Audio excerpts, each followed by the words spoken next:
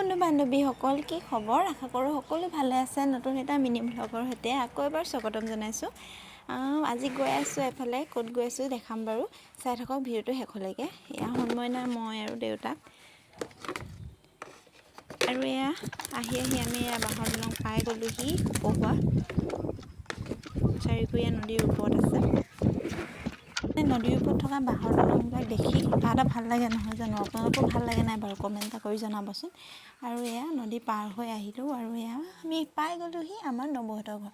নৱহঁতৰ ল'ৰাটোৱে মানে কিবা যিহেতু গান ডান্স এইবিলাক সকলোৰ লগতে জড়িত, সি কিবা এটা মানে ল'লে, তাৰ লাগতিয়াল বস্তু তাকে সিহঁতে মানে ল'লে। তাকে খানা এটা খাবলৈ মাতিছিলে, আমি সকলোবিলাক আহিছোঁ আৰু আমাৰ বাহঁতো আহিছিলে।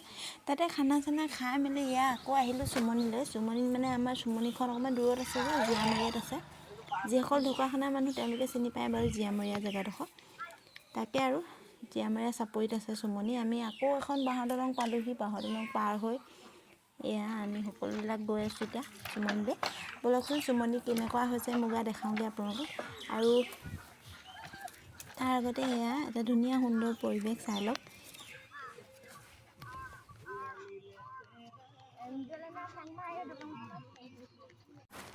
এয়া এতিয়া আহি পাই গ'লোহি চুমনি। এয়া দেউতাহঁতে ৰখি আছে আৰু মুগা কিমান ডাঙৰ হৈছে দেখাওঁ ব'লকচোন।